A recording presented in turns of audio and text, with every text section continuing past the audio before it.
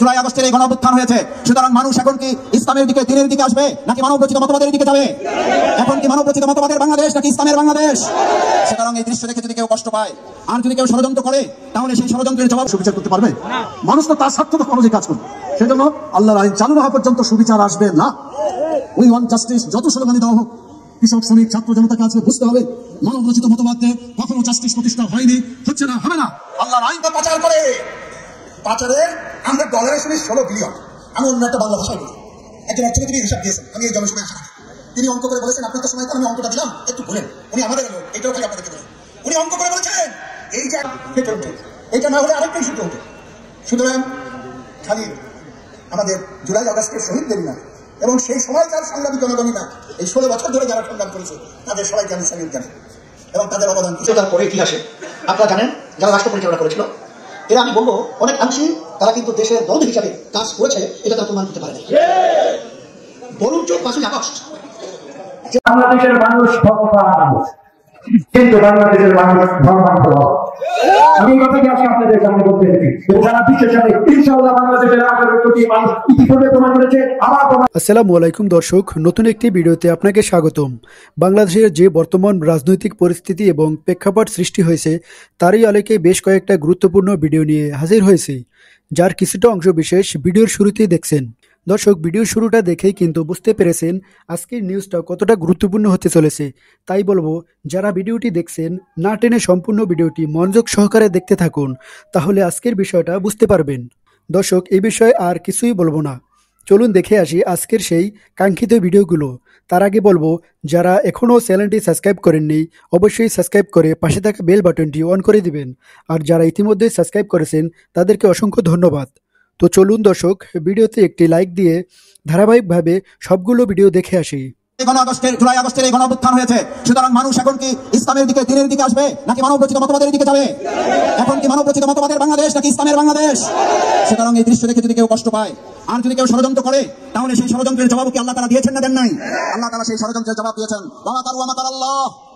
অতঃপর তোমরা যদি বিজয়ের ব্যাপারে কেউ ষড়যন্ত্র করো, কেউ যদি তাদের বিরুদ্ধে নস্যাৎ করার জন্য আবার চক্রান্ত করো, আল্লাহ তাআলা জবাব দিচ্ছেন, বাংলাদেশ জামাত ইসলামীকে ওই ষড়যন্ত্রমূলক কথার বক্তব্যের জবাব আমাদের দিতে হবে না। ওই জবাব দেওয়ার জন্য যে আল্লাহ জুলাই আগস্টের গণঅভ্যুত্থানের বিজয় দিয়েছেন, ওই সমস্ত জবাবের চক্রান্ত ষড়যন্ত্র মোকাবেলা করে চূড়ান্ত বিজয়ের দিকে আল্লাহ আমাদেরকে বাংলাদেশকে নিয়ে যাবেন ইনশাআল্লাহ। সম্মানিত ভাই এবং বন্ধুগণ, বাংলাদেশ জামাত ইসলামী যে বাংলাদেশের স্বপ্ন দেখে, সেই বাংলাদেশের স্বপ্ন শুধু জামাত ইসলামী দেখে না, সেই জামাত ইসলামীর স্বপ্নের বাংলাদেশের স্বপ্ন এই ডিমরাবাসী দেখে। কারণ বাংলাদেশ জামাত ইসলামী চাঁদাবাজ মুক্ত একটা বাংলাদেশের স্বপ্ন দেখে। এই চাঁদাবাজ মুক্ত বাংলাদেশকে আমরা সবাই চাই, দখলদার মুক্ত বাংলাদেশকে আমরা সবাই চাই, বৈষম্য মুক্ত বাংলাদেশকে আমরা সবাই চাই। সুতরাং আজ যদি কথা ওঠে, চাঁদাবাজ আগেও ছিল, এখনো আছে, শুধু হাত বদল হয়েছে। আমরা পরিষ্কার ঘোষণা দিতে চাই, চাঁদাবাজ যে দলেরই হোক, সে যদি বাংলাদেশ জামাত ইসলামীর একজন সহযোগী হয়, তাহলে ডিমরাবাসী আমরা সবাই মিলে তার মোকাবেলা করার জন্য জুলাই আগস্টে যেমন ভূমিকা রেখেছে, তার কয়েকগুণ ভূমিকা রেখে চাঁদাবাজ দখলদারদের বিরুদ্ধে জীবন বাজি রেখে বাংলাদেশ জামাত ইসলামী ভূমিকা রাখবে। কারণ এই ডেমরা হচ্ছে সেই জায়গা, এই ডেমরা অঞ্চল হচ্ছে সেই জায়গা যেখানে আমাদের ভাইদের বুকে গুলি চালানো হয়েছে, আমাদের ভাইদের হাতে গুলি চালানো হয়েছে, আমাদের ভাইদের পায়ে গুলি চালিয়ে পঙ্গু করা হয়েছে। তারপর আরো এক পা দিয়ে হেঁটে গিয়ে আন্দোলনের সফলতা নিয়ে আসার জন্য বলেছে প্রয়োজনে জীবন দেব, তারপর স্বৈরাচার শেখ হাসিনার এই বাংলাদেশ আমরা ভবিষ্যতে চলতে দেব না। সেটা পাচার করে, পাচারের আমরা ডলারের সঙ্গে 16 বিলিয়ন। আমি অন্য একটা বাংলা ভাষায় বলি, একজন অর্থনীতিবিদ হিসাব দিয়েছেন, আমি এই জনসভায় আসা তিনি অঙ্ক করে বলেছেন, আপনার তো সময় আমি অঙ্কটা দিলাম, একটু বলেন। উনি আমাদের লোক, এটাও খালি আপনাদেরকে বলেন। উনি অঙ্ক করে বলেছেন এই যে 1 বছরে যে টাকা পাচার হয়েছে, আমাদের যে 40 মতো ব্যাংকের শ্রমিক, তাদেরকে যদি বাড়ি পাঠিয়ে দেয়, কতদিনের বেতন দিতে পারি? 3 বছর। 40 লক্ষ শ্রমিকের 3 বছরের সমান টাকা প্রতি বছর পাচার করে। তার মানে ভাই দাঁড়ালো কি? বাড়ির পাশে উঁচু নিচু দেখছেন আর টাকা চলে যায় বিদেশে। সহজেই বাংলাদেশ একটা বৈষম্যের বাংলাদেশে রূপান্তরিত হয়েছে। আর এই অর্থনৈতিক দুর্বৃত্তায়ন টিকতে রাখতে গেলে ওদের ক্ষমতায় থাকতে হয়। ক্ষমতায় থাকার জন্যই তাকে কর্তৃত্ববাদী করতে হয়, স্বৈরাচারী হতে হয়, পরিবর্তন করতে হয়, চাষিবাদী করতে হয়। জুলাই আগস্টে রক্ত দিলাম, আমার রক্ত দিলাম, আমার মোদীর রক্ত দিলাম। তাহলে এই রক্তের উত্তরাধিকার হিসেবে বাংলাদেশকে বৈষম্য মুক্ত করা ছাড়া অন্য কোনো স্লোগানকে, গণতন্ত্র ছাড়া অন্য কোনো স্লোগানকে আমরা গ্রহণ করবো না। কেউ যদি মনে করেন একটু উল্টিয়ে দিয়েছি, ক্ষমতায় অনেকদিন থাকে, থাকতে কি পারবেন?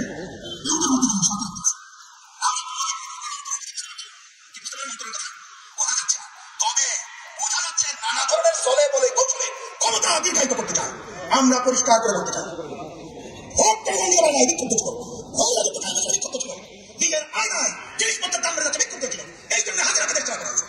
আর আপনি যদি সংস্কারের ট্যাবলেটের কথা বলে, জিনিসপত্রের দাম কমাইতে পারেন না, জনজীবনের শান্তি দিতে পারেন না, কথা শুনেন, তেলের দাম, গ্যাসের দাম, বিদ্যুতের দাম কমাইতে পারেন না, নতুন করে ব্যয় বসাইতে চান, তাহলে আপনি তো একই ব্যবস্থা দিয়ে চলছেন। বাজার কিছু করছেন না, পারবেন না, কারণ আপনি তো এই ব্যবস্থায় হাত দেন না। আমি অবশ্য বলি, আশাও করছি না, কারণ আপনি তো মুক্তবাজারের ধারায় চালাইতেছেন দেশটা, সুতরাং পারবেন না। অতএব এই অবস্থা থেকে বাংলাদেশকে মুক্ত করা ছাড়া আমাদের সামনে আর কোনো পথ না। আমি চ্যালেঞ্জ করে বলি, একমাত্র বামপন্থী প্রগতিশীল দল এবং ব্যক্তি ছাড়া নীতিনিষ্ঠ অবস্থানে আর কারা ছিল? অন্য কোনো নাম কি বলতে পারেন? পারবো না। অতএব আজকে এই নীতিনিষ্ঠ শক্তি আমরা সারা বাংলাদেশকে আমাদের মুক্ত করতে চাই। ওই রাজপথের সাথে সাথে ক্ষমতায় যাওয়ার কাজকেও আমাদের করতে হবে। আসুন সেই লক্ষ্যে আমরা আমাদের কাজকে অগ্রসর করি। মনে রাখবেন, পতিত স্বৈরাচার একটা অপশক্তি, কোনোভাবে তারা যাতে না আসতে পারে সেই ব্যবস্থা আমাদের করতে হবে। একই সাথে ৭১-এর ঘাতক চক্র, সাম্প্রদায়িক চক্র মুক্তিযুদ্ধকে নিয়ে বিতর্কিত করে, সংবিধানকে কবর রচনার কথা বলে, এই অপশক্তি সম্পর্কে সতর্ক থাকতে হবে। আমরা পরিষ্কার ঘোষণা দিয়েছি, স্বৈরাচারকে আমরা আসতে দেবো না, সাম্প্রদায়িকতাকে মাথা চাড়া দিয়ে উঠতে দেবো না, এই সমস্ত বাংলাদেশ করার সংগ্রামকে এগিয়ে নেব। মনে রাখবেন, এর বাইরে আর এক বড় অপশক্তি আমাদের পাশে আধিপত্যবাদী এবং সাম্রাজ্যবাদী দেশ। তারা বাংলাদেশের উপর আধিপত্য বিস্তার করতে চায়, আমাদের জাতীয় সম্পদ, আমাদের ভূরাজনৈতিক কারণ অঞ্চলের প্রভাব বিস্তার, তার জন্য তারা চায় দুর্বল সরকার। আর বহু আগে তো আমাদের ৯০ দশকে এমন সংবিধান আছে, ক্ষমতায় যে থাকবে তার লোক, ক্ষমতার বাইরেও তার লোক, দ্বিতীয় ধারায় বাংলাদেশকে তারা নিয়ে যেত। তারা চায় এই ঘরে থেকে প্রথমে চেয়ারম্যান তার লোক, মুক্তিযুদ্ধকে কেউ যাতে বিতর্কিত না করতে পারে, আবার যাতে কেউ নিজেদের স্বৈরাচারী ব্যবস্থাকে কায়েম না করতে পারে, স্বৈরাচারী ব্যবস্থা যাতে ফিরে না আসে, তার জন্য সচেতন থাকতে হবে। আমাদের মনে রাখতে হবে, মানুষের আইন হলে সুবিচার করতে পারবে মানুষ, তো তার স্বার্থ অনুযায়ী কাজ করবে।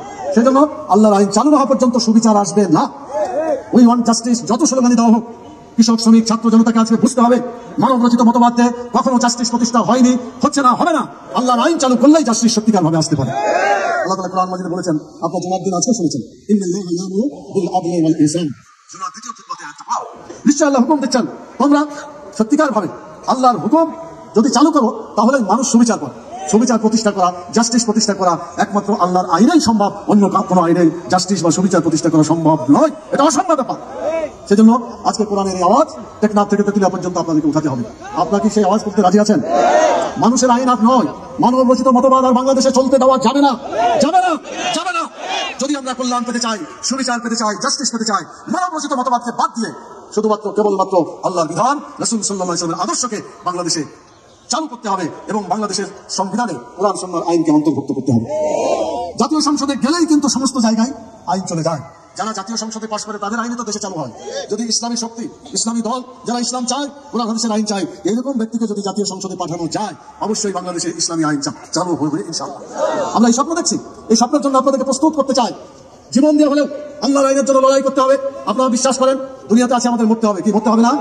যদি মানুষ এমনি মরে অনেক কষ্ট, কিন্তু যদি শহীদ হয়ে মরে, আল্লাহর আইনের জন্য মরে, তাহলে আল্লাহ তাআলা বলেছেন যে আল্লাহ তাআলা তাদেরকে বিনা হিসেবে জান্নাতে পাঠাবেন। রাসূল সাল্লাল্লাহু আলাইহি ওয়াসাল্লামের হাদিসে তাই পাওয়া যায়। অর্থাৎ বাংলাদেশে কোরআনের আইনের জন্য যদি বুকের তাজা রক্ত দিতে হয়, বাংলাদেশের টেকনাফ থেকে তেতুলিয়া পর্যন্ত মানুষের মুখে যদি হাসি ফোটাতে হয়, তাহলে বাংলাদেশের জাতীয় সংসদে কোরআনের আইনকে বিজয়ী করতে হবে।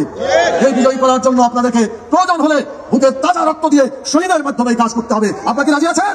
এটা না হলে আরেকটাই সূত্র হতো। সুতরাং খালি আমাদের জুলাই আগস্টের শহীদদের না, এবং সেই সময় যার সংগ্রামী জনগণী না, এই 16 বছর ধরে যারা সংগ্রাম করেছে তাদের সবাইকে আমি স্যালুট জানাই এবং তাদের অবদানকে স্বীকার করে নিয়ে আমাদের সামনে আগে হবে। এই সংগ্রাম জনগণকে কেন করতে হয়েছে? এনকোয়ারি কমিটি, অনুসন্ধান কমিটি বলে দিয়েছে 28 লক্ষ কোটি টাকা লুটপাট হয়েছে। 28 লক্ষ কোটি টাকা, মনে মনে একটু চিন্তা করে দেখেন, এটা কার সম্পদ? এটা আমাদের সম্পদ, সাধারণ নাগরিকদের সম্পদ। এই সরকার দেখলাম আমাদের ইন্ডাইরেক্ট ট্যাক্স, পরোক্ষ কর, ভ্যাটটাকে আবার বাড়াবে। ভ্যাট হলো পরোক্ষ কর, গরিব মানুষকেও 2 আনা দিতে হয়, কোটিপতিকেও 2 আনা দিতে হয়। এটা অন্যায্য, সরাসরি ট্যাক্স বাড়ায় না। সুতরাং এইভাবে আমাদের টাকা আত্মসাৎ করে রাখা হয়েছে এবং এই লুটপাটকে যাতে না হতে হয় সেইটার জন্য এই ফ্যাসিস্ট শাসন এখানে কায়েম করা হয়েছে। আজকে আমাদের কর্তব্য, এই ফ্যাসিস্ট শাসনের হাত থেকে আমরা মুক্তি পেয়েছি, আমাদের 1 নম্বর কর্তব্য হবে এই ফ্যাসিস্ট শাসন যাতে কোনোভাবে এই বাংলার মাটিতে আর স্থান করতে না পারে সেটা নিশ্চয়তা বিধান করা, আমাদের বিজয়কে সম্মত করা। আমরা যদি খালি শেখ হাসিনার ফ্যাসিস্ট স্বৈরাচার তাকে বিদায় করেছি, যদি একই ব্যবস্থা বহাল থাকে, আরেকজন এসে বলে যে ভোটাধিকার চলবে না, যাবে তাহলে আমি ক্ষমতায় থাকবো, সংস্কার করব, যতদিন সংস্কার না হয় আমি ক্ষমতায় থেকে যাব, নির্বাচিত সরকারের দায়িত্ব নাই, আমি তো মনে করি সেটা একই রকম কথা। বারবার দরকার আওয়ামী লীগের সরকার, এখানে হয়ে যাবে বারবার দরকার সংস্কার পার্টির সরকার। সরকারের কর্তব্য কি এখন? এখন হলো জরুরিভাবে নির্বাচনের উপযুক্ত পরিবেশ, গণতান্ত্রিক পরিবেশ, নির্বাচন ব্যবস্থার প্রয়োজনীয় সংস্কার করে যত দ্রুত সম্ভব নির্বাচন দিয়ে জনগণের রায় সেইখানে নিয়ে আসেন। সংবিধানে পরিষ্কার আছে যে প্রজাতন্ত্রের মালিক হলো জনগণ। আমি এই সরকারের কাছে, সকলের কাছে আমি প্রশ্ন রাখতে চাই, আপনারা যদি বিশ্বাস করেন যে প্রজাতন্ত্রের মালিক জনগণ, জনগণের ক্ষমতায় নিশ্চিত করেন, সমস্যার সমাধান সেখানেই হবে। সমাজের ভিতরে রাজনীতিতে মত পার্থক্য থাকবে এবং মত পার্থক্য দূর করার নিয়ম হলো জনগণের রায়ের ভিত্তিতে মত পার্থক্য নিরসন করা, এবং সেটা করতে আমরা প্রস্তুত আছি, কিন্তু নির্বাচনে টাকার খেলা চলবে না, বেশি শক্তির দাপট চলবে না, প্রশাসনিক কাজের জন্য টাকা দিয়ে অফিসারদের কিনে নেওয়া চলবে না, এবং সাম্প্রদায়িকতা আর আঞ্চলিকতা এই সব শাসন দিয়ে মানুষকে বিভ্রান্ত করা চলবে না। আওয়ামী লীগ মুক্তিযুদ্ধের নামকে, মুক্তিযুদ্ধের চেতনাকে, সমস্ত ইতিহাসকে কলঙ্কিত করেছে এবং মুক্তিযুদ্ধের আওয়ামী বয়ান সেটা একটা মিথ্যা বয়ান, সেটা একটা কুৎসিত বয়ান, সেটাকে ব্যবহার করেছে লুটপাটের জন্য। আমরা আওয়ামী লীগের বয়ানের কবর চাই, কিন্তু সেই কারণে মুক্তিযুদ্ধকে যদি কেউ কবর দিতে আসে আরেকবার প্রস্তুত হয়ে যান। আমরা অস্ত্র জমা দিয়েছি, ট্রেনিং জমা দিই নাই।